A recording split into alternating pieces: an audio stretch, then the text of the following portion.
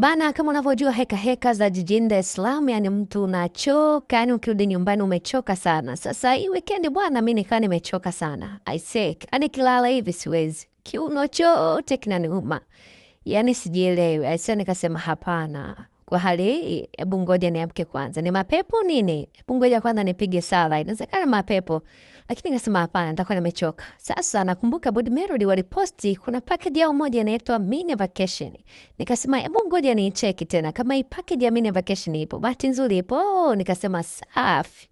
Sasa ngoja niamke nisikutue, nioge vizuri, mtoto wa kike ning'ae, niende nikapate mini package. Faster kwa Bolt, nikaandika the Body Melody Wellness Spa Mikocheni, nikafikishwa faster, nikafika basi nikaingia, na bahati nzuri sikuwa nikamkuta bosi wao jamani mlembo, nikamwambia boss, nataka the mini package, ile mini package ya masaa matatu. Nimechoka sana, nataka ni relax.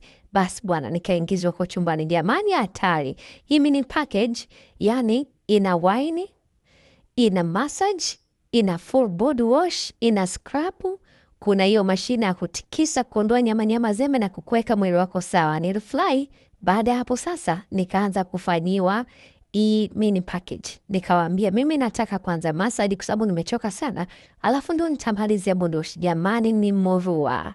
Mambo ni mtelezo, mafuta, head massage nzuri, yani nasinzia, nishapotezwa, nasikia tu raha, niko dunia nyingine.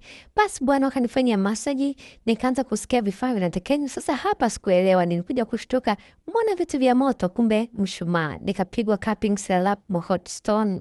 Yani jamani huduma zao ni bomba, lakini pia kwenye package kuna kucheza. Wakanichezea vizuri, nikaenjoy, ya nikafly mwenyewe. Yani wananyumburika hadi laha.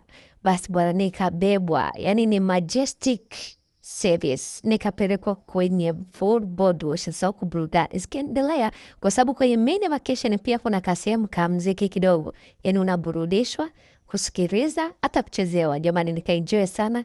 Nikatoka baada ya masaa yangu matatu kwa shilingi 200,000 tu. Nimeenjoy, nimerelaxi. Nikaondoka nikaambia boss, nitarudi tena na nitakuletea na watu wengine. Asante, nilikuja kichumu, sasa naondoka kishujaa.